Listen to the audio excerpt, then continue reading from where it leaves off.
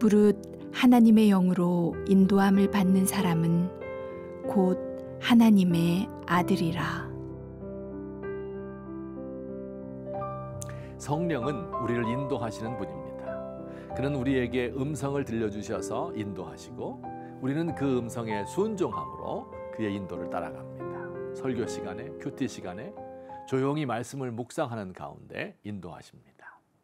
너희가 오른쪽으로 치우치든지 왼쪽으로 치우치든지 내 뒤에서 말소리가 내 귀에 들려 이르기를 이것이 바른 길, 이것이 정로이니 너희는 이리로 가라 말씀합니다. 성령께서는 큰 소리로 말씀하실 때도 있지만 작은 목소리로 말씀하실 때가 더 많습니다. 우리는 때로 큰 소리를 쳐야 원하는 바를 이룰 수 있는 줄 압니다. 그런데 큰 소리보다 작은 소리가 더 크고 깊게 들릴 때가 많이 있습니다. 음악 용어에 포르테와 피아노가 있습니다. 포르테는 큰 소리로 강하게 라는 뜻이고 피아노는 작은 소리로 여리게 연주하거나 노래하라는 뜻입니다.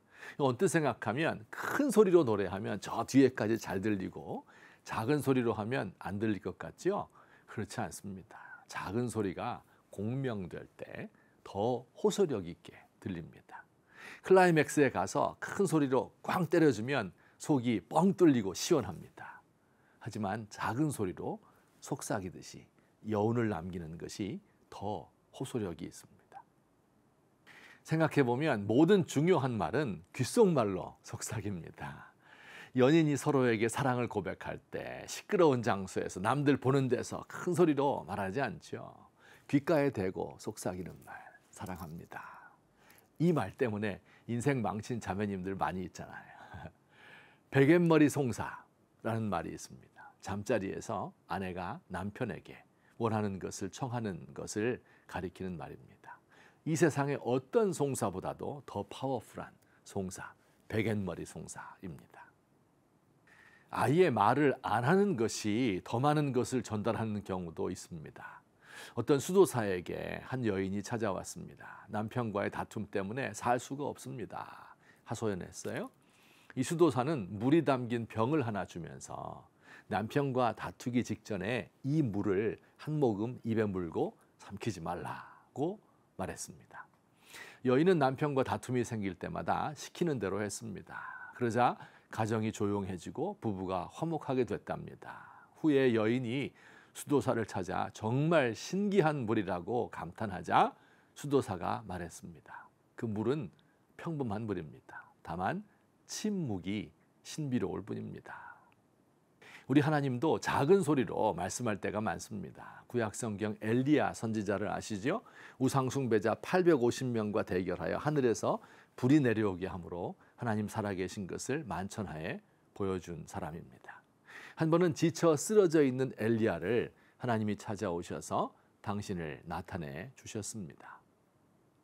엘리야가 산 앞에 서 있는데 크고 강한 바람이 불었습니다. 얼마나 센 바람인지 산을 가르고 바위가 다 부서졌습니다.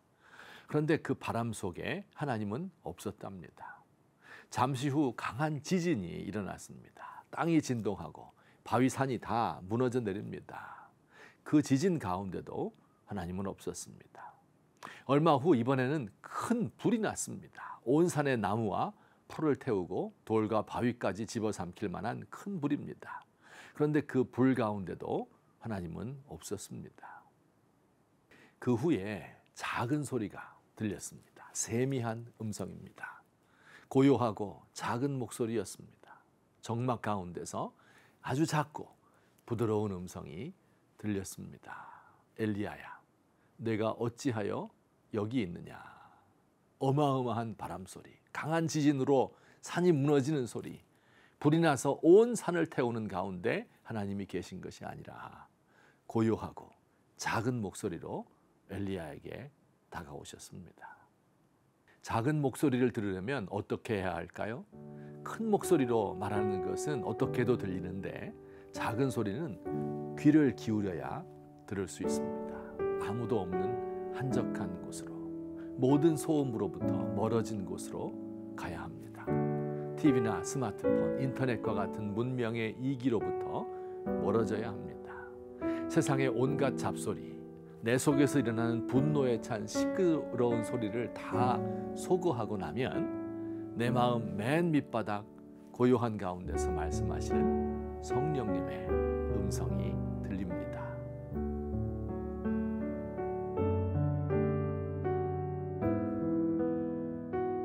주님, 우리에게 미소 지으시며 잘하고 있어 격려하시는 음성을 듣고 싶습니다. 너무 힘들지? 좀 쉬었다 가자. 쉼과 회복을 주시는 음성을 듣고 싶습니다. 때로 슬픈 눈으로 그게 참 어려웠지 말씀하시는 자애로운 책망에 귀를 기울입니다. 주여, 말씀하옵소서. 주의 종이 듣겠습니다.